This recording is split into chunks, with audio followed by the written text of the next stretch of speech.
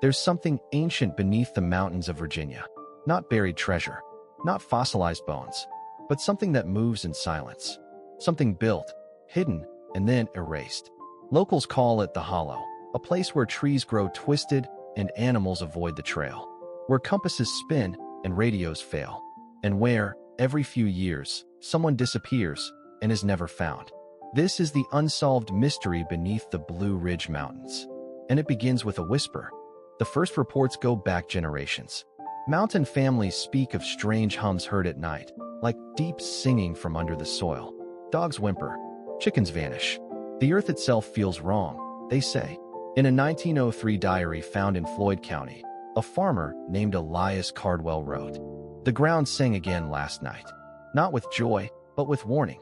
I tell Martha, we mustn't dig no more near the stone place." What was he talking about? Local folklore calls it the stone door, a massive flat slab somewhere deep in the mountains. Some say it has no hinges, yet it opens. Others say it's always sealed, but the ground around it breathes. The stories were easy to ignore. Just Appalachian ghost tales, said the experts. Until 1987, when a group of university cavers entered a remote section of the mountain range near the North Fork of the Roanoke River. They were mapping undocumented cave systems. 4 went in, 3 came back. The survivor, Mark Reeves, gave only one statement before vanishing from public view. He said, "We found something we weren't supposed to. It wasn't natural, and it wasn't empty." His team had reportedly discovered an artificial chamber, the walls too precise, the air too still. Instruments failed. One man collapsed. Another walked into the darkness and was never seen again. The expedition was quietly shut down. The area sealed. Official explanation? Unstable terrain. But Freedom of Information Act requests filed in the early 2000s revealed there had been no official terrain study in that location. Ever. So why was it restricted? And why, in the decades since, have hikers, spelunkers, and even drone operators reported anomalies in that exact zone? There's another pattern, older still. Several colonial-era families in southwestern Virginia tell of the Brothers Hill. They speak of a place where the first ones hid the flame. In early church records from 1790, a Reverend Nathaniel Boyle writes of a secret cult operating in the area. Not witches, not pagans, but men dressed as monks with iron signs. Iron signs. A curious phrase. In 2014, a metal detectorist uncovered an object buried 5 feet deep near Brush Mountain. A small, rusted seal etched with unfamiliar symbols. A circle, a flame, and a stylized cross inside an eye. Sound familiar? To researchers of medieval orders, it does. Not quite Templar. Not quite Masonic. Something older or parallel. But who were they? Were these the remnants of a secretive brotherhood? One that crossed the Atlantic before Columbus? Or perhaps descendants of those who once protected sacred knowledge, now reduced to forgotten symbols and buried echoes? Some theorists believe the mountains served as a vault, chosen for isolation. Not to hide treasure, but to seal something away. After all, legends don't just describe hidden halls, they speak of warnings. Of marks carved in blood. Of songs that change your mind if you listen too long. This is not just myth. It's folklore with memory. And memory doesn't survive for centuries without reason. Some say the mystery beneath Virginia is just that, story. But then why are there restricted flight zones over uninhabited ridges? Why do maps redraw trails every decade? Why do locals fall silent when asked? Something is buried in those hills. In 1991, in the attic of an abandoned farmhouse near Catawba, Virginia, a demolition crew discovered something strange. It was a wooden chest, locked with rusted iron. Inside, a few Civil War-era uniforms, a family Bible, and beneath it all, a rolled parchment map tied with faded ribbon. At first glance, it looked like a surveyor's draft, drawn in ink, frayed at the edges. But the lines didn't match any known property boundaries. There were no town names, no dates, just mountains, rivers, and symbols. And one phrase, written in sharp Latin across the top. Via silence, sub montibus veritas. The silent path. Beneath the mountains lies truth. The discovery was quietly passed to local historians. No one knew who the house belonged to. County records had burned in a courthouse fire in 1925. All that remained was a name etched inside the Bible. Gideon A. Blackstone, 1846. Genealogical searches linked him to a long-defunct militia group known as the Blue Ridge Watch, a volunteer band formed during the Civil War to guard mountain passes. But here's where it gets stranger. In a nearby storage barn, a second discovery was made. Hidden beneath loose floorboards, a tin canister containing personal letters, some in English, some in Latin, and one was addressed to a man known only as Brother N. Brother N. The path remains untouched. I have passed the mark on to the next, as was written. The seal endures. Do not break it unless the voice returns. G.A.B. The implication was clear. There was a route, a seal, and a group of men who had sworn not to disturb it unless the voice returned. But what voice? And what seal? The language is ritualistic, almost cult-like, but too organized to dismiss as fantasy. And then came the biggest shock of all. The map aligned perfectly with modern topography.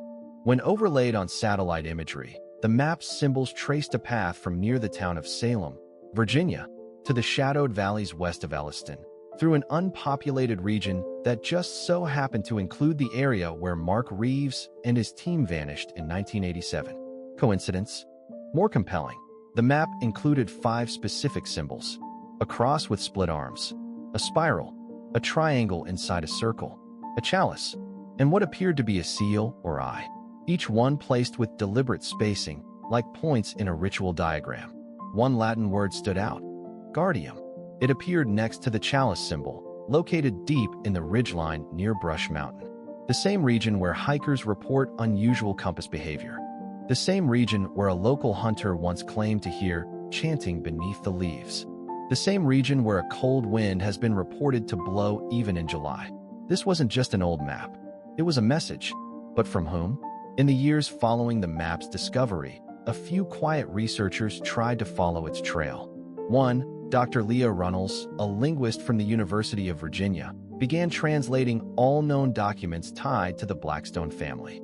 She found additional Latin prayers, fragments of ritual text, and repeated mentions of an entity called Obscurus Vox, the hidden voice. She never published her findings. In 1995, she left her post, withdrew all academic papers, and relocated out of state. Friends say she refused to speak of the project again. When contacted in 2021, she replied with just 5 words. Some things are better sealed. But sealed from whom? What were these people protecting or hiding? If this silent path exists, then it has been walked before. And the trail markers still remain, if you know how to see them. Because in 2007, a man named Nathan F. Talcott posted a photo to an obscure survivalist forum. It showed a stone marker, half buried, covered in moss, with the exact same spiral symbol as on the Blackstone map. The GPS coordinates? 6 miles from the suspected location of the stone door. He deleted the post 2 days later. His account vanished, and his profile was never reactivated. Another whisper, another step deeper. In the fall of 1987, a group of 4 men, researchers, climbers, and 1 caving specialist, disappeared into the Blue Ridge Mountains for what was supposed to be a 3-day survey. Only 3 returned, and only 1 ever spoke. His name was Mark Reeves, a 27-year-old geology student from Blacksburg, Virginia. He emerged dehydrated, shaking, and silent. He never returned to the caves. He never finished his degree. He vanished from public life. But before he did, he left behind a journal, one that was never meant to be read. Second chamber. Structure is not natural. Wall angles are clean, perfectly vertical. Mike says it's limestone, but that doesn't explain the resonance. We tapped the wall, and it hummed. Like a bell. The air changed after that. The expedition was unofficial, no permits, no backup. They were following local stories, the kind whispered in diners and bait shops, of singing caves, stone corridors, and the place where animals won't go. Reeves' team included Michael Lane, a spelunker with military experience, Dr. Robert Keyes, amateur historian, Daniel Wyatt, radio technician and mapmaker. Their plan was to enter through a known limestone cave and explore beyond an uncharted fork. What they found was not a cave. According to Reeves' sketches, the chamber was roughly 30 feet wide with walls that were completely smooth, as if carved by machines. The corners formed perfect right angles. In the center, a raised stone platform. On its surface, a grid of shallow carved grooves, forming a symbol he could not recognize. The platform vibrated, not constantly, only when they stepped near it. And then the first equipment failure began. Their flashlights dimmed, despite fresh batteries. The compass spun erratically. Daniel's watch stopped entirely. But it wasn't until Dr. Keyes touched the wall that everything changed. Reeves wrote. He placed his palm on the wall and just stood there for almost 3 minutes. When we pulled him back, he was crying. He said nothing, just sat down and whispered, "It's not a room. It's a memory." Keyes did not speak again for the next 2 days. At dawn of day 3, Wyatt, the radio tech, insisted on returning to the surface. He packed light and left before sunrise. He was never seen again. Search and rescue later found his rope line cut near the mouth of the cave. No body, no signs of struggle, just his waterproof radio left on the stone platform. When it was recovered, the only thing recorded on the cassette was a low hum, followed by a single whispered word. Custodes. Latin. It means guardians. Reeves and Lane tried to leave the next day, but the entrance they'd used, a narrow vertical shaft, had partially collapsed. Not naturally. The rocks bore signs of deliberate placement, as if someone, or something, had sealed it. They found a second way out, through a crawl space, and emerged miles away from where they entered. Clothes torn, eyes wide, speech broken. Lane would die in a climbing accident 3 months later. Reeves left his journal with a friend and disappeared. What did they find down there? A structure that shouldn't exist. Symbols that defy translation. A presence that altered the minds of those who entered. Skeptics say it was stress, hallucination, or exposure. But the facts remain. One man vanished. One never spoke again. One fled the world. And the chamber? Never rediscovered. Attempts to locate it since then have failed. GPS fails. Maps go blank. Even drones lose signal above the ridge. Something is resisting. So the question becomes, was this chamber a tomb, a vault, or something alive? We're used to looking for physical treasure, gold, relics, scrolls. But maybe what was buried beneath the mountains of Virginia was never meant to be found. Symbols are the oldest language, older than English, Latin, even hieroglyphs. They're not designed to be spoken, but remembered. And what was carved into the chamber beneath the Virginia mountains was not random. It was intentional, repeating, ancient. When Mark Reeves' journal was examined after his disappearance, it included 9 detailed sketches of the carvings he and his team found on the chamber walls. They weren't letters. They weren't numbers. But to the trained eye, they were marks of initiation. We sent the sketches to experts in medieval symbology, comparative religion, and even cryptography. The results were unsettling. One symbol, a spiral within a square, closely matched a seal found on a 13th century stone in Languedoc, France, tied to a heretical Christian sect known as the Cathars. Another, a triangle within a circle with 7 points around it, has no known precedent in Christian iconography, but appears in Rosicrucian manuscripts from the 1600s. And the most prominent, a four-armed cross within an open eye, appears nowhere in any official records. Except one. In 1919, a private collector in London acquired a bundle of documents believed to belong to the Order of the Arcane Light, a short-lived esoteric group operating in pre-revolutionary France. Among their papers, a reference to the eye that sees beneath, described as a symbol of the last key to the Western Vault. The symbol matches the one found beneath Brush Mountain. So who were these people? Cathars? Templars? Rosicrucians? Or something else entirely? There's a theory among fringe historians that in the chaos following the Templar suppression in 1307, splinter groups fled underground, literally and figuratively. Some joined existing orders. Some went east to the Balkans, and a few crossed the sea, not to conquer, but to preserve, not to spread religion, but to protect something they could no longer safely carry in Europe. Over the next centuries, their descendants may have formed hidden networks, passed through families, isolated brotherhoods, and coded rituals. And what lies beneath Virginia? Could it be their sanctuary? We consulted with Dr. Elias Mercer, a researcher of Freemasonic movements. He pointed out something overlooked. The placement of the symbols on the wall mirrored a mandala layout, not Western, but Eastern in concept. A sacred spatial design, meant to reflect the structure of hidden truth. Some symbols appeared closer to the floor, some aligned with light shafts, and some directly opposite the central platform, as if forming a code only visible under specific conditions. Were they part of a ceremony? A locking mechanism? A language only the initiated could read? We also reviewed obscure Freemasonic records from the early 1700s.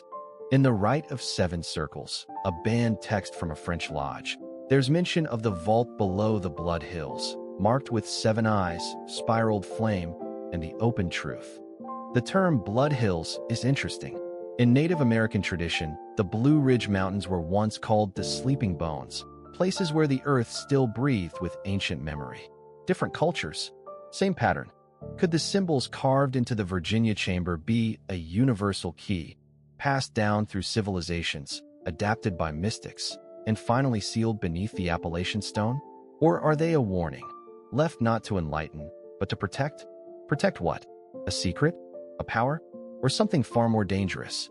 People go missing in the mountains. It happens. Storms roll in, cliffs give way, bad steps turn into tragedies. But sometimes, the disappearances don't follow natural patterns. Over the past 70 years, more than a dozen individuals have vanished without a trace in one specific stretch of the Blue Ridge Mountains, all within a 30-mile corridor overlapping the so-called silent path. No witnesses, no remains, and no explanations that hold up. This isn't legend. This is documented. And it's not over. Take the case of David Rourke, a 42-year-old forest technician who went missing in 1972 while performing a wildlife survey near Catawba Mountain. He had 2 radios, a flare kit. He left at 9 a.m. At 9:17, his last transmission was recorded. Hearing something, humming, not from above, from below. Then silence. No search dogs picked up a trail. No sign of struggle. His gear? Never found. His file is still open. In 1989, Amanda Chase, a college student from Roanoke, went hiking with 2 friends along the Caldwell Fork Trail. She was a history major, reportedly obsessed with Appalachian folklore. Halfway through the hike, she told her friends she saw a symbol carved into a rock just off the trail, one she'd seen in a manuscript. She stepped into the trees. She didn't come back. Rescue teams found no footprints, despite dry conditions. But they did find something else, etched into a tree about 40 feet from the trail. A spiral with a line through it, identical to the symbol found in the underground chamber. These disappearances weren't always hikers. In 2006, a drones and surveillance research team from a private Virginia tech startup was testing UAV systems for search and rescue operations in the hills west of Salem. 3 researchers, 1 drone. The craft went silent 23 minutes into its flight. When they followed the signal manually, they reached a narrow ridge where the telemetry had ended and saw nothing but forest. Then, according to the surviving technician, the team leader stepped forward like he saw something and just didn't come back. No scream, no sound, only silence. At first glance, these seem like unrelated events. Different decades, different people. But then, there's the pattern. Every single disappearance occurred within a triangular zone formed by 3 peaks: Brush Mountain, North Mountain, McAfee Knob, and in the center of that triangle, the exact region marked on the Blackstone map recovered in 1991. Coordinates match, symbols align, and something else connects them all. In each report, there is mention, directly or indirectly, of sound. A tone, a low hum, a pulse in the earth. Could it be geological? Magnetic? In 2015, geophysicists from Richmond conducted a private ground-penetrating radar scan of the area, funded by a historical preservation grant. Their findings were inconclusive. The report mentions subsurface anomalies, symmetrical, deep, and reflective. But weeks later, the study was withdrawn. One of the lead researchers, when contacted, said only, "We were advised not to continue. That region has historical significance." When asked to clarify, she ended the call. Is it possible these disappearances aren't accidents, but intersections? Points where those who stray too close to the truth are taken? And taken by what? Or whom? In Reeves' journal, the one from the 1987 expedition, one phrase is repeated again and again in the margins. They listen from below. They do not forget. Do not call out. Are we dealing with a lost order? A defensive mechanism? Or something far older, awakened when its markings are disturbed? In the summer of 2019, 3 decades after Mark Reeves barely escaped the mountain, another team set out to find what had been sealed. But this time, they weren't thrill-seekers. They were researchers, quietly funded by a private historical foundation in New England. And they had a name, the Galleon Project. On paper, it was an archaeological survey of obscure colonial-era sites. In reality, it was a mission to locate the entrance to the second chamber, a place that Reeves had only hinted at in his final notes. We never saw the heart, only the threshold. The sound grows louder the deeper you go. The team was small and deliberate. Dr. Rebecca Alwyn, anthropologist and leader. Jasper Hale, ex-military climber and logistics. Meera Singh, geophysicist and mapping expert. James Lowe, field documentarian. They made no announcements, told no local officials, and entered the forest under the cover of early morning fog. 3 days later, only 2 returned. According to the declassified field report, later leaked anonymously, the team found what they were looking for. A secondary entrance, marked by a carved spiral identical to the 1987 sketches, half buried in collapsed soil. They cleared the passage over 4 hours, then entered a space described as colder than the outside air. Still, geometrically wrong. The walls curve when they shouldn't. They lean, but never fall. Time feels like it waits inside. That was Meera Singh's last transmission. The deeper they went, the more their instruments failed. GPS disconnected. Clocks began desynchronizing. Dr. Alwyn's notes report time slippage. What felt like minutes passed as hours, and vice versa. At 3:13 on the second day, James Lowe's body cam captured something else. An opening. Unlike the first chamber, this one was not empty. It contained a structure. A large, black obelisk, 10 feet high, made of stone or metal, seamless, humming faintly. The obelisk had no visible function. No controls. No text. Just presence. Lowe approaches it on camera. The sound frequency increases. Suddenly, the footage glitches. Frame freeze. No audio. Then static. The next recording is over 7 hours later. Dr. Alwyn appears disoriented, eyes unfocused, whispering phrases in Latin. She repeats, Sigillum fractum est claustra nulla. The seal is broken. No more locks. Jasper Hale carried her out. The rest of the team was lost. When he was debriefed by the Foundation's internal committee, his only statement was, there was something on the other side of the obelisk. A space. I didn't go in, but I think it saw us. He refused further interviews. Moved to Alaska 6 months later. Hasn't been heard from since. So what was the Forbidden Chamber? Was it a tomb? A beacon? A doorway? Was the obelisk a monument or a machine? And if this was only the second chamber, then what lies beneath that? The Galleon Project was immediately terminated. All materials seized. The area fenced off under ecological protection. No official statement was made. But in leaked correspondence from a private email thread between Foundation members, one line stands out. We went too far. They were right to seal it. The warning was not symbolic. The obelisk still stands. Buried. Unreachable. Waiting. A week after the Galleon Project was terminated, a private lab in Massachusetts received an unmarked crate. Inside, a single item. A stone seal, pulled from the wall of the second chamber.